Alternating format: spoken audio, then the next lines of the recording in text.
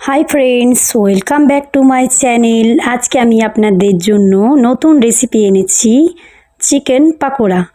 কিভাবে আমি আজকে খুব সহজের মধ্যে, খুব তাড়াতাড়ির মধ্যে আমি চিকেন পাকোড়া বাড়িতে বানিয়ে আপনাদের করে দেখাবো। চলুন, প্রথমে আমি 250 গ্রামের মতো মুরগির মাংস বা চিকেন যাই বলবেন আমি নিয়েছি। এর মধ্যে একে একে বাটির মধ্যে আমি এগুলোকে মাখাবো।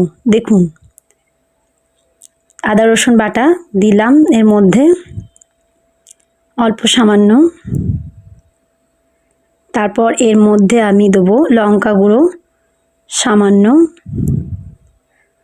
আর দেবো স্বাদ মতো লবণ। তারপর সবগুলোকে মাখিয়ে নেব।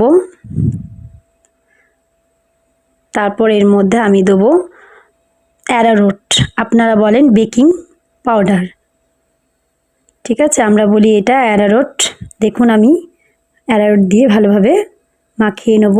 গোলমরিচ গুঁড়ো সামান্য দিলাম, আর দেবো একটা ডিম।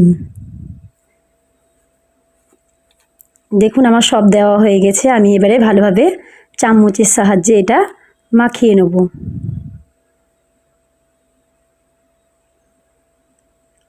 ভালোভাবে আমি এটা মিক্স করে নেব। এবার আমি চামচটা রেখে এবারে আমি হাতের সাহায্যে আমি এগুলো মাখিয়ে নেব। যেহেতু চামচে ভালোভাবে মাখানো হচ্ছে না, সেজন্যে আমি এটা হাতে করে ভালোভাবে মাখিয়ে নেব। এই যে মাখাচ্ছি, দেখুন মাখানো হয়ে গেছে। চলুন এবারে আমি এগুলো ভেজে নেব। আমি প্রথমে একটা গ্যাস জ্বালিয়ে এর মধ্যে ফ্রাইং প্যান বসিয়ে ভালোভাবে এটা গরম করে নেব। দেখুন, গরম হয়ে গেছে। এবারে আমি এর মধ্যে সাদা ফরচুন তেল আমি দিয়ে দেব। তেলটা দেওয়া হলো। দেখুন, তেলটা এবার গরম হবে। গরম হয়ে গেছে। এবার আমি একে একে চিকেনগুলোকে ছেড়ে দেবো তেলের মধ্যে। খুব গরম হবে, তারপর আপনারা দেবেন, যেহেতু গরমের মধ্যে দিলে লাল ভালো হবে।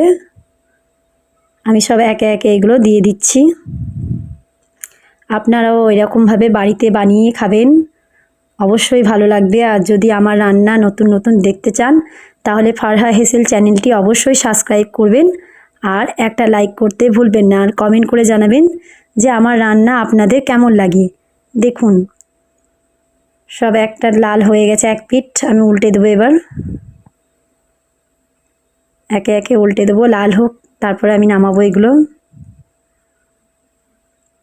দেখুন, খুব ছোট ছোট করে করেছি আমি পাকোড়াগুলো, যেহেতু অনেকে কাঁচা থেকে যায় যদি বড় সাইজের করা হয়, সেই জন্য আমি ছোট সাইজের করেছি।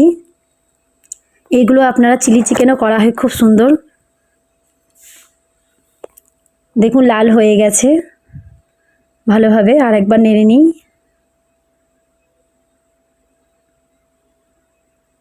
দেখুন, লাল হয়ে গেছে। এই যে,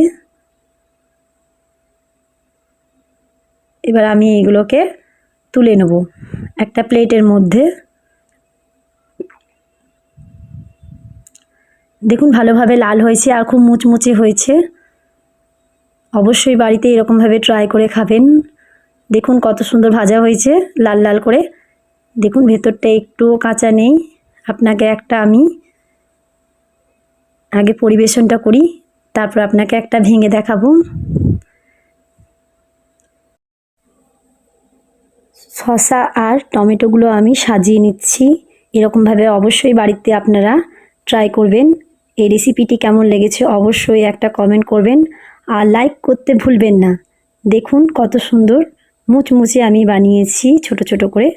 আপনারা অবশ্যই আমার চ্যানেলটাকে সাবস্ক্রাইব করতে ভুলবেন না। দেখুন কত তাড়াতাড়ির মধ্যে আমি করেছি।